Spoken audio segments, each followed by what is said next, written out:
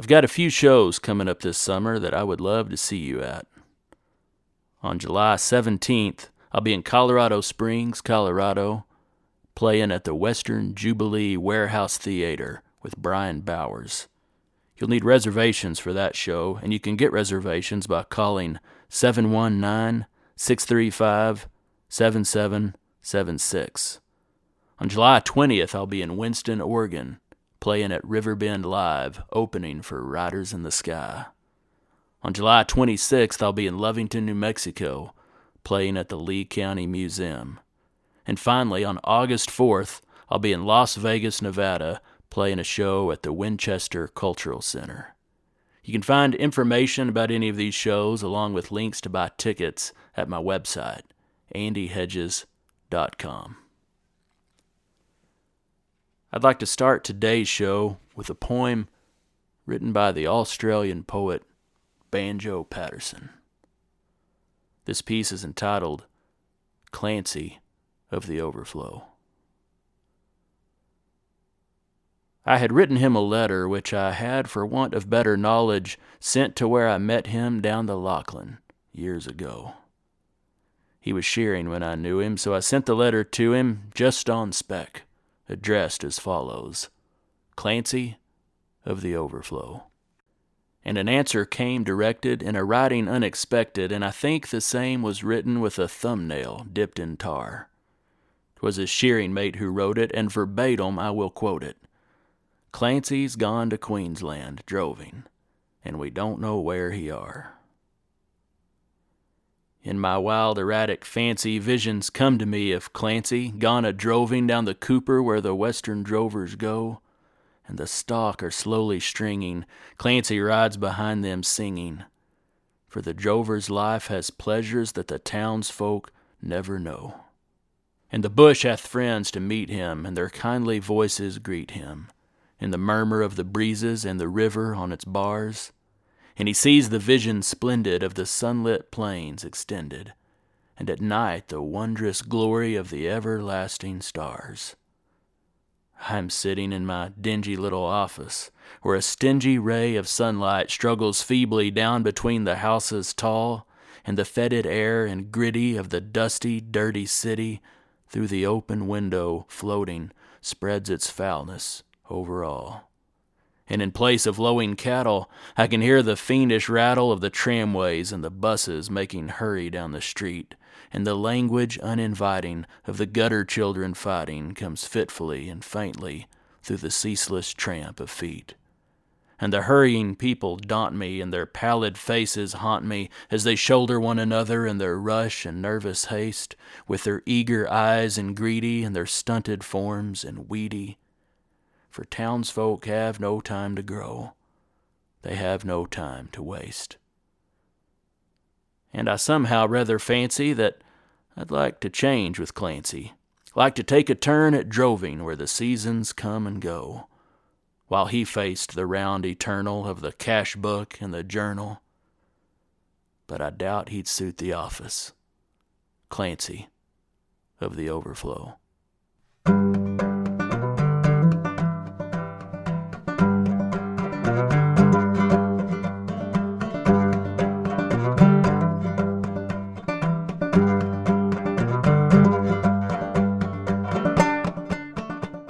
Howdy folks, this is Andy Hedges, and you're listening to Cowboy Crossroads.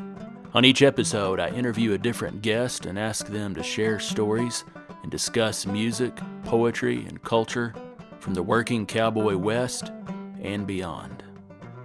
My guest today is Jack Sammon. Jack Sammon is an Australian bush poet, and as you'll hear in the interview, he left home at an early age and has worked in his lifetime as a ringer, horsebreaker, head stockman, boss drover, and coal miner. I sat down with Jack during the National Cowboy Poetry Gathering in Elko, Nevada, and recorded this interview. Here's Jack Sammon. Yeah, I was born in a mining town called Mount Isa. It's situated in the far northwest of the state of Queensland in the north of Australia. At the time I was born, back in 1945, the town was mostly just a tent town. It had been only operating for about 20 years. And it was a dry, dusty, isolated mining town. But my father at the time was a head stockman, or I guess you call foreman, on a big station or ranch west of there, and he'd just returned back from the war. He'd been a returned soldier. He'd been in the Australian Army in the Middle East and in New Guinea, and he'd just come back from the war, and he got married and got a job over at as head stockman on Barclay Downs station. And my mother, they had to come into town, which was about 100 mile from the station, and that's where I was born. And not long after that, he got a management job on a station up in the Gulf of Carpentaria and right in the far north of Australia. And I think that was back in 1950 he got that job. And that station was about 1,500 square mile in area, 30 mile from the nearest neighbour, 100 mile from the nearest town, just dirt roads, of course. And at the time we were there was no radio, telephone or communication at all from anywhere. We didn't have a vehicle, a motor car or a truck or anything on the place. We had an old buggy that was there that we could have gone into town with, or we could have gone to the next door neighbour with at the time. And my father was mostly out on the run, out on the mustering, roundup. He'd go out for 6 weeks at a time, just with pack horse camp, with about 10 or 12 Aboriginal stockmen, whose families all lived on the station as well.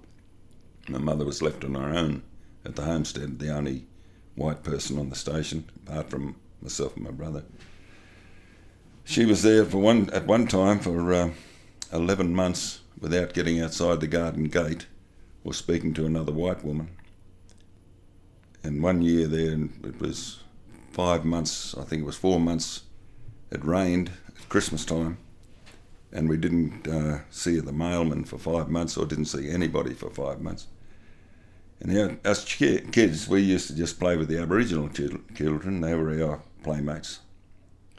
We talked the language, race out and go out hunting and gathering with the Aboriginal women. It was a great life. My mother tried to start us on schooling, but we were pretty hard to keep rounded up. But in 1953, he took a job down in a civilised part of the world. It was about 200 miles south of that station. It was another cattle station called Alderley. This is where I mostly grew up. It was situated 60 mile from the main big railhead town of Dejara. Dejara was the equivalent of what Dodge City was in those days. All the drovers from the Northern Territory, hundreds of thousands of head of cattle came down those stock routes in those days in the 50s, and they all got put on the road, on the trains in Dejara. So it was sort of like that was 60 mile from where we lived. And this station was around 2,000 square mile. And when my mother was trying to educate us, homeschooling, I think you call it over here, we call it correspondence. But my Aboriginal friends, they didn't have to get educated. And I'd be jammed in a little classroom, and they'd be running around playing outside and waving to me. And as soon as my mother ducked out the door to go and do something else, I'd out the window and we'd be gone. Out and hiding somewhere and playing all day. And of course I got a bit of a touch-up when I got home, but I got used to that. That didn't worry me much. She only used an old pine board, so that didn't hurt much. A piece of pine board of a box to hit me on the backside with, or my brother. So that didn't hurt us much, but finally she got fed up with this caper. And we went up to Mount Isa, which was 160 mile away, for a trip to Mount Isa. Well, this was exciting to me. We're going to this big city. You might see the pictures, go to the pictures and all that sort of thing, and there'd be ice cream up there. And when we got there, she had this, we stopped in the hotel and dressed me up next morning in this funny looking little suit, little short pants and shirt and a suit coat and long socks and a little cap. What's going on here? I'd never seen this gear before. He took me out to the airport and put me on a DC-3 with an address pinned on my coat, little suit coat. Address, Moss Vale, southern New South Wales, which was 2,000 mile away. Whacked me on this old plane. I didn't have a clue what was going on. And there was I, addressed, posted by the airport, down on a DC-3 that took 8 hours to get to Sydney from there. You imagine an 8-year-old boy didn't know, and of course I was in tears most of the time. So the hostesses, they were called hostesses those days, so they felt sorry for me, so they'd take me up to the pilot. He'd get out of his seat and let me sit in the seat and pretend to fly the plane, and things was pretty slack in the airport days those days. I landed down in Sydney, and then I got put on the hostesses put me on a train that took me another 80 miles south of Sydney to this boarding school. I went in the goods van with the guard. The guard took me down there because I didn't know how to get around. There's one thing, they did look after travelling children those days. You know, you didn't have to pay anything for it. Nowadays you've got to have all this security stuff for travelling children. Here I was, 8-year-old kid. I'd never been out of the bush in my life, and I'd never played with mixed with white children. And I got to this boarding school.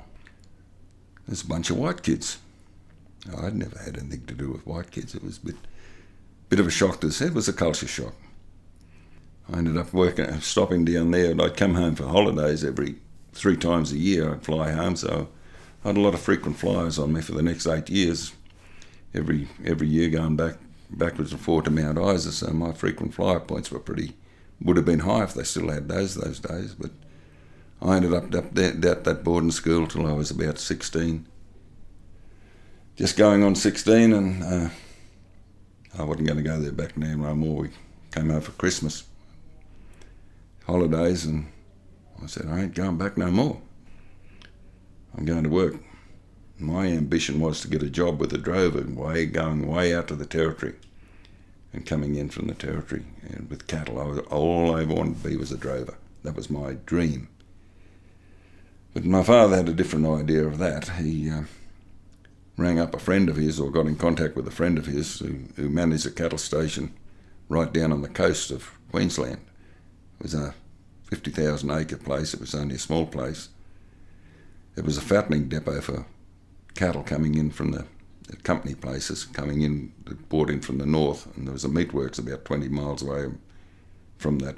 So it was a staging spot for cattle till they topped them up and take them into the meatworks. And he took me up 200 miles to a town called Winton and gave me a £10 note and put me on that train. He said, you're going to work for a man called Doug Harris, he'd be the toughest man you ever did see. He was a hard man, really hard. And he said, you'll be back in a month and then we'll send you back to school again. He said, you're not going to last with him.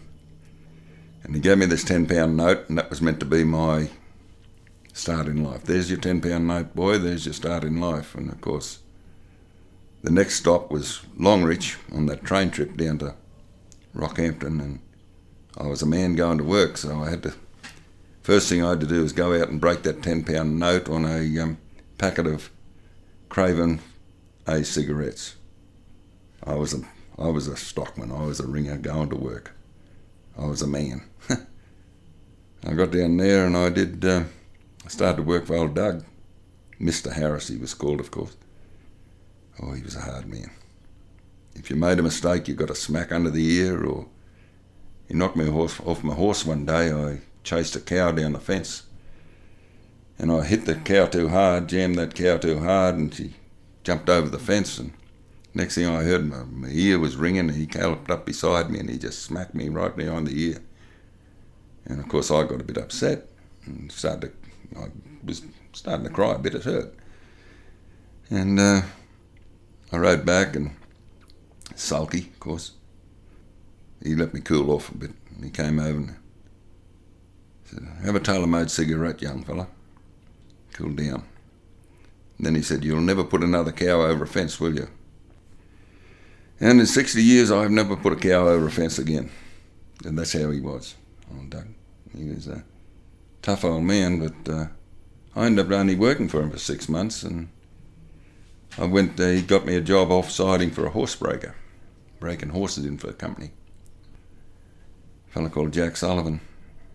And he was my mentor. He taught me he was a very smart man. He was a top rodeo rider in his day. And he taught me how to plait whips, do saddles up, and how to handle colts. And I travelled with him till I was about 17 and a half, I suppose. And he left that job of that travelling horse breaker for the company, and I took it on. I did it for another year, travelling all around the country, breaking in colts for ranchers. I'd go in one place and might have 30 or 40 colts to break in, and then I'd move on to the next one. I was getting full pay and getting good money at 16. I was getting real top money. Sort of spoilt me a bit. I could never work for low wages after that again, but yeah, it's quite of an interesting life. By the time I was 20, I got a job. I went droving in between times and working in cattle camps on stations, and by the time I think I was 20, just past 20, I got a job head stockman on a cattle station. That's a foreman.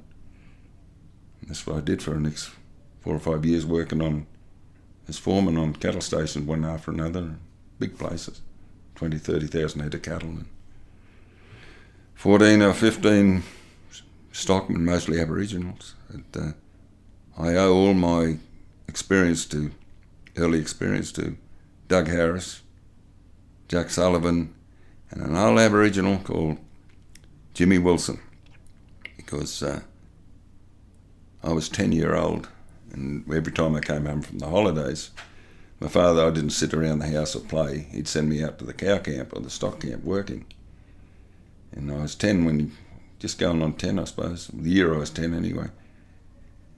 He sent me out on the first trip out to the stock camp, and I was a big-time stockman, cowboy. I was going to be the top hand, so I thought.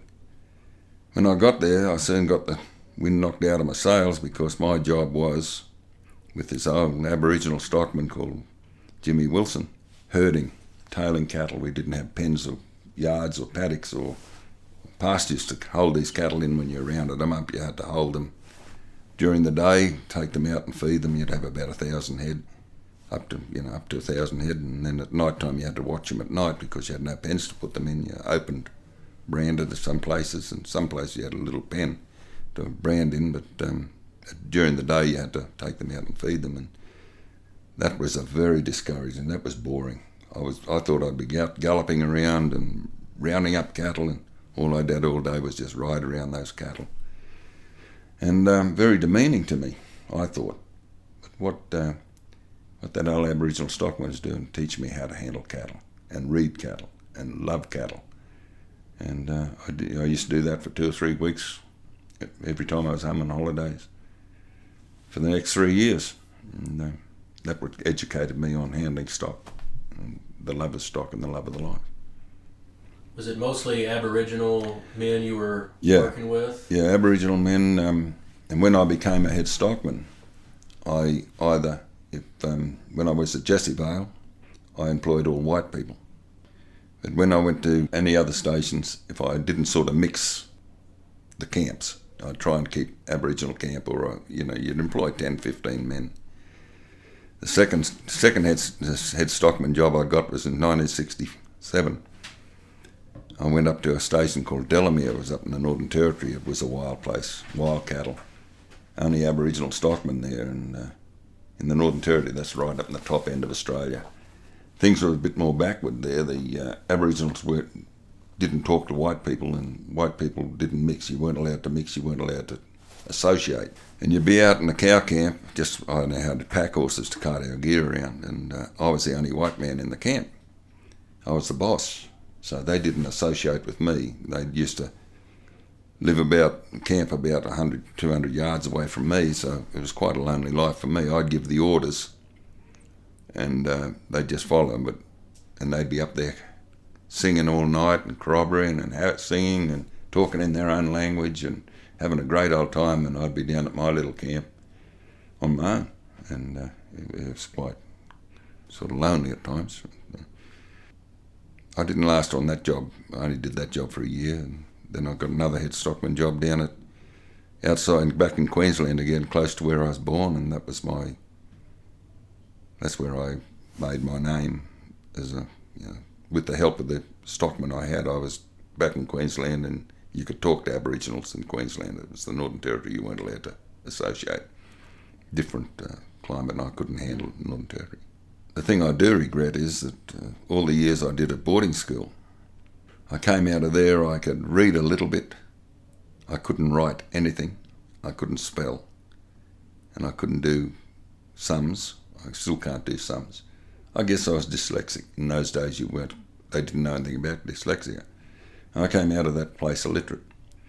I managed to cover it for a lot of years. I could always read, and I always read poetry. I loved poetry. I could read that, and you learnt it, and that's what gave me my education, was poetry, and that's what gave me a love for poetry. It was funny that you can do 8 years of school and manage to cover that you couldn't do anything. And that was those days. They didn't really care as long as they got the money from your parents to send you to school. But I managed to beat that subject anyway. I went back to school when I was 52 and learnt to write, and I'm back on deck again now. And, it was the years I did in this. When I went droving, I'd always, as I say, I always wanted to be a drover. That was my ambition.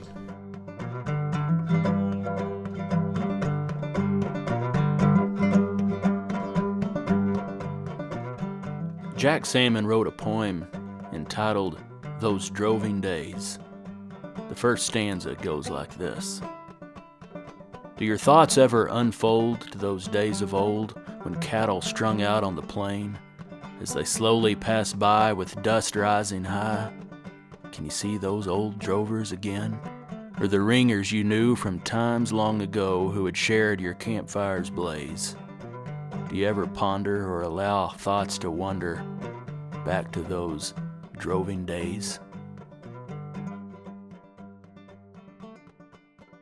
When I was a little kid on those stations, when I was a kid, the drovers had come past, and they were coming from somewhere mysterious up in the north, and they were going somewhere mysterious. They were travelling, and they'd ride up to the station, and the boss would ride up there, and here's a big, tall man, or looked tall to me them days, a bearded, dusty man, and he'd throw the leg over the front of the pommel of the saddle and drop his whip over his arm and pull out a tin of tobacco and roll a smoke and talk about where they've come from. And it was they were exciting. I guess, in Texas, in the trail driving days, you imagine those kids in the farms and these trail drivers coming up from further down and coming past them, and they must have hero worshipped those guys too. You'd say they'd have to. And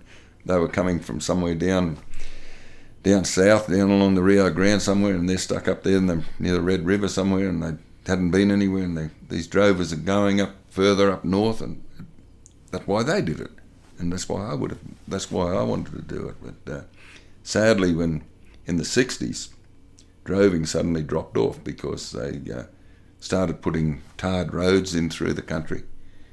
And road trucks, big trucks with that could cart lots of cattle. They'd have 3 or 4 trailers on them, and they'd howl along those bitumen roads. And the drovers finally got sort of redundant for a while in the 60s. But by 72, we had a big cattle slump over there, and a big fuel price hike, and it became uneconomical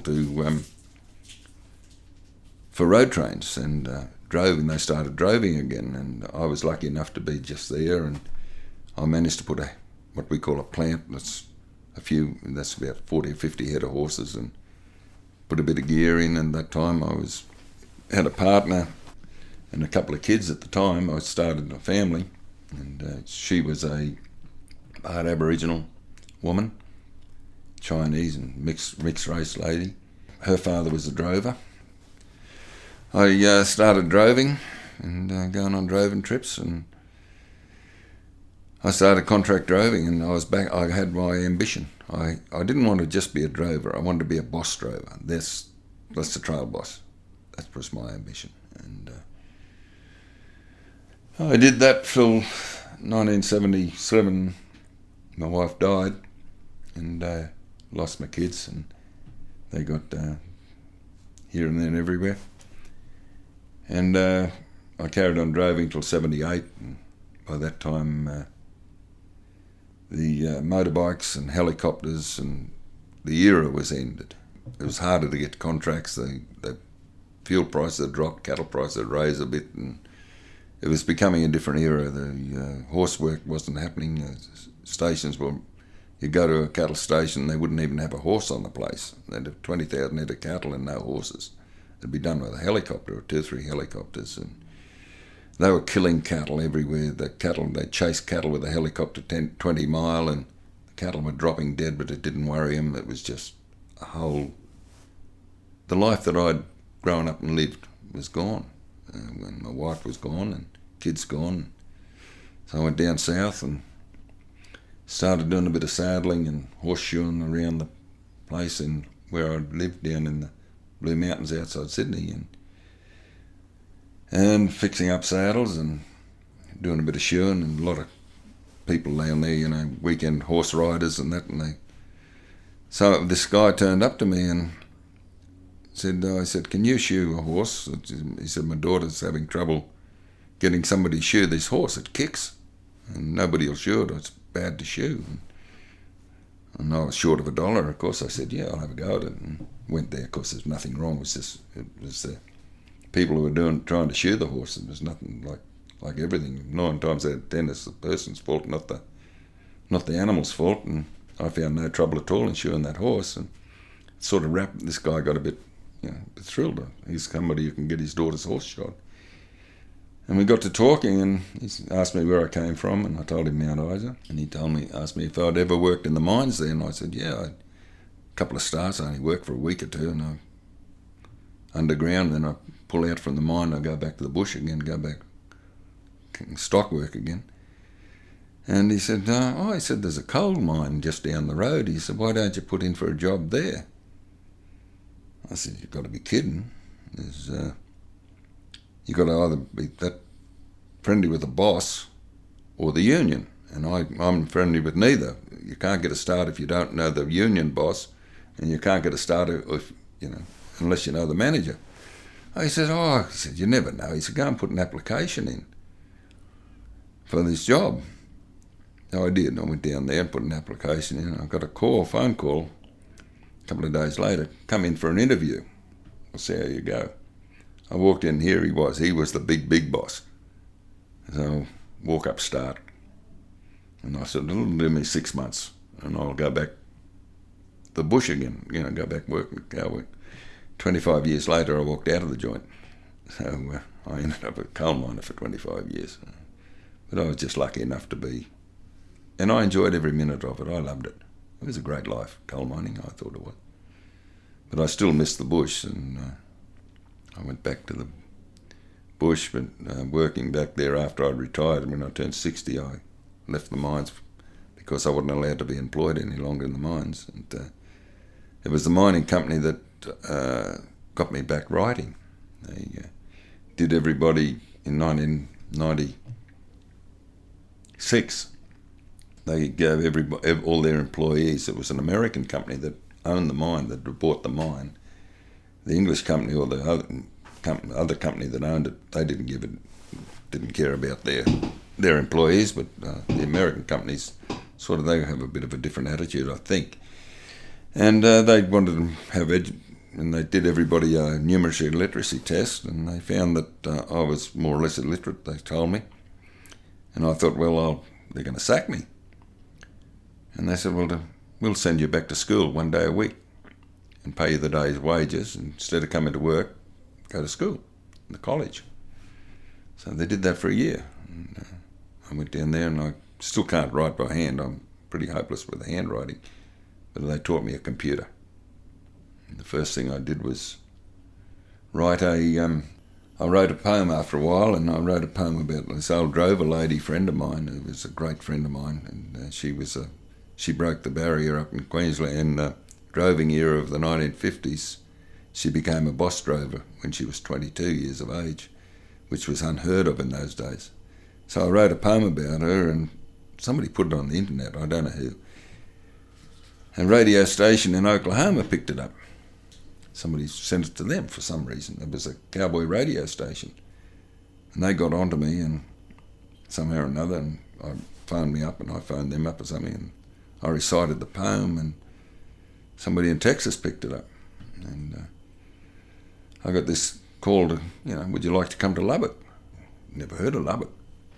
Oh, that's where Buddy Holly was born. Oh, yeah, righto. Yeah, I didn't mind his songs. So I'll go to Lubbock and see what Lubbock's like. And this was this cowboy gathering, and I'd never heard of a cowboy gathering. Absolutely didn't know anything about it. Anyway, this guy said, he said, come to Lubbock.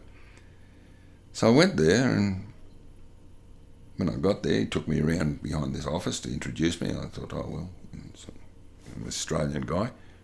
Oh, you're on stage tonight doing something. What?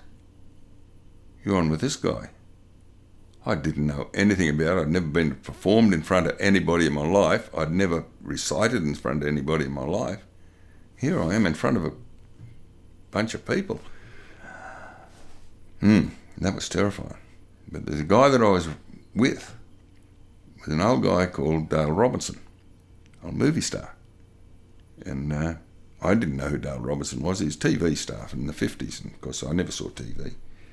So he took me under his wing, and I wasn't just a bloke. So we got on real good together, and he settled me down a bit, and that frightened. I've never been so frightened. I've ridden a lot of bad horses in my day, and that was worse than riding any bad horse I ever did. But I got up and made a bit of a mess of things, I guess. I don't know. I said The Man from Stony River, and I said a few of my poems and made a real fool of myself. Was very embarrassed. I went home, and that next year I get this call from Alpine. Would you like to come out to Alpine? So I come back again, and I've been going to Alpine ever since. So that's how. But what really got me involved, I still didn't know what cowboy poetry was, and this old cowboy friend of mine in Dallas, he picked me up. I wasn't switched on with what the system of the cowboy poetry is all about. It was too much over my head. And this old cowboy picked me up at Dallas Airport, at Fort Worth Airport, or whatever you call it, DFF. And he's driving me back up to Gainesville, where he lived.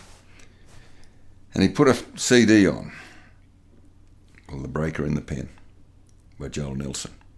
And the first poem I heard was The Breaker in the Pen. I'm listening to it. That man's the real deal. Nobody could write a poem like that unless he's been in the round yard breaking in horses. So I became really interested in this cowboy poetry, and I've got to meet this man. So I met Joel, and one thing led to another, and I've been going backwards and forwards with cowboy poetry ever since. It's been a great, I find it, even though we're from different parts of the world and we've done the same sort of life, we've lived the same life, and it's been an eye-opener, and a great thing in my life is this cowboy poetry business. This is unbelievable.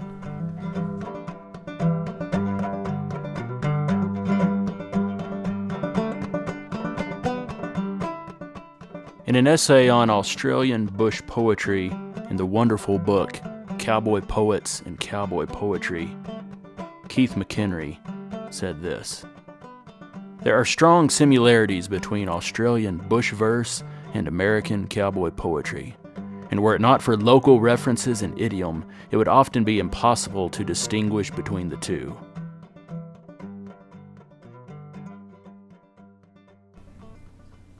mentioned, reading poetry Mm-hmm. when you were younger. Were you hearing poems recited at all on the Oh God, yeah, stations? the most stockmen, black or white, over there, or stockmen you call cowboys. Most of them were illiterate. Schooling wasn't like it was in America. Like most kids, even right up to the 1970s, the average kid in Australia left school at 15. Very, very few people went to college. It was not, nowadays everybody goes to college and nobody leaves at 15. But in those days you left at 15 and you took a trade. And if you wanted to be a boilermaker or a carpenter, you started work at 15. Or you went to be a stockman, you started at 15. And work on stations, you worked on 15, you started at 15. That was the end of junior high, I guess you call it over here, 15, 16 went junior high. And so you didn't go any further, but nearly every stockman would have a Banjo Patterson book in his bedroll or a Will Ogilvie, and at night you'd sit around discussing these poems, pulling them inside out, and that's what got you. And you ride around cattle at night on night watch, and you had to sing to them or make a noise, and you'd ride around and you'd be singing poetry, reciting poetry, and you learnt it all off by heart. It was just, and you discussed it like a been at a university. It was a university of the open skies, and you discussed it. Yeah, it was sort of in you, and it was only Australian poetry that we learnt, and that's what got me so enthralled when I came over here. When I read Kiskadden, and it's so much like ours. I listen to Joel Nelson's poems, and that's what really, the words are just about the same. Not different language, but I mean, it puts you in the same place when these guys were doing exactly the same as what we were doing. You sort of grew up with poetry, and that's why I probably learnt to write myself. I probably always had it in my head, but I didn't know how to write it.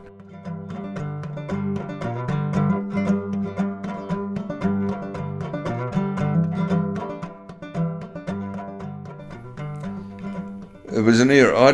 I feel very privileged that I lived in an era and I saw the last of the era of the great cattle drives of Australia, and I was involved in it, of droving. It was, and when I was a kid, it was a big industry. That hundreds of thousands of head of cattle used to walk down the trails, or stock routes we call them. And then it had a bit of a slack time in the late 60s, and then it rebursted again in the 70s, and I was involved in it, in the droving. And by the 80s, it stopped again. Things improved, cattle prices improved, and road trains improved, and fuel prices lowered, and it became an end of an era. And there was, every year, then they got a group together, old drovers, and these old retired drovers, and all the drovers. There was hundreds of us at one stage, going back in the 50s and 40s and 50s, and they'd all disappeared and got other jobs like myself. Most of them went to mines or truck driving, or they tried another occupation when that occupation finished. And in the, I think it started in the 90s, they got this reunion together of all the old drovers. We used to go to a town called Camberwell, which is west of Mount Isa, about 150 mile west of Mount Isa, right on the Northern Territory Queensland border. In the old days, it was a kick-off place where all the drovers a lot of drovers had their horses in the town common there, which was, the town owned the common, and everybody leased a bit of ground. There was a couple of 1,000 square mile of country, and they'd head off out to the Northern Territory, might go out 1,000 mile out to pick up cattle and bring them into Queensland, into the railheads. And so they decided to make a reunion there, and got under all the old drovers, and every year we'd go up and sit around and yarn and reminisce, and people would record what we did for a living, as the years go on, less and less doing it. And I'm one of the youngest. I'm 70, I'll be 73 this year. I'm one of the youngest of the old-time drovers that did it. And I was coming back from there one year, and I got the idea after that reunion and sitting around watching all these old fellas talking and sitting around the fire and reminiscing, and then we'd go back home again and get on with our lives down the south and leave it again. It was a reunion thing. And I got the idea to write this little poem that I call the Drovers Reunion. There's a little group of people who now gather every year to the little town of Camberwell. They come from far and near, where they join in with old friends of theirs who sit around the fire, while in the evening sky above a big full moon climbs higher. Of the many men and women who went droving in the past, just this group around the fire now represent the last, who only have their memories and old photographs to show, for years spent droving cattle where the western rivers flow. And when lined and weathered faces from those bygone droving days blend with the dancing shadows of that friendly fire's blaze, those old memories are rekindled and thoughts go drifting back to years spent droving cattle out on the Wave Hill track. And from cracked and gravelled voices we can hear the stories told of the nights spent watching cattle riding round them in the cold, sitting shivering in the saddle, cold fingers gripping reins, as winter winds were blowing in across those endless plains. And we hear a hint of sentiment in a voice that's filled with pride when someone starts to mention some old horse he used to ride that would never balk or stumble in scrub on a stormy night when lightning flashed and timber crashed as cattle rushed in fright. And they tell of how they battled to get the cattle through when the drought was on the country back in 1952, when the feed was mostly stubble burnt black by summer heat, and the grey dust swirled above them, churned up by cloven feet. Or of droving down the river channels where the big fat bullocks pass, wading knee-deep through the clover and waving Mitchell grass, where they camp by shaded waters where the brolgers dance and play, and the brumbies come to water at the closing of the day. Oh, I wish I had been with them, back in their younger years, droving down the Wave Hill stock route with a mob of vesty steers, or taking turn on night watch coming through the Murrinjai, where south wind moans through lancewood scrubs and lonely curlews cry. For they have seen the vision splendid that the poet wrote about as they cross those vast expanses of that country further out, where many a night watch song was sung beneath those western stars to the rhythmic beat of horses' feet and chime of snaffle bars.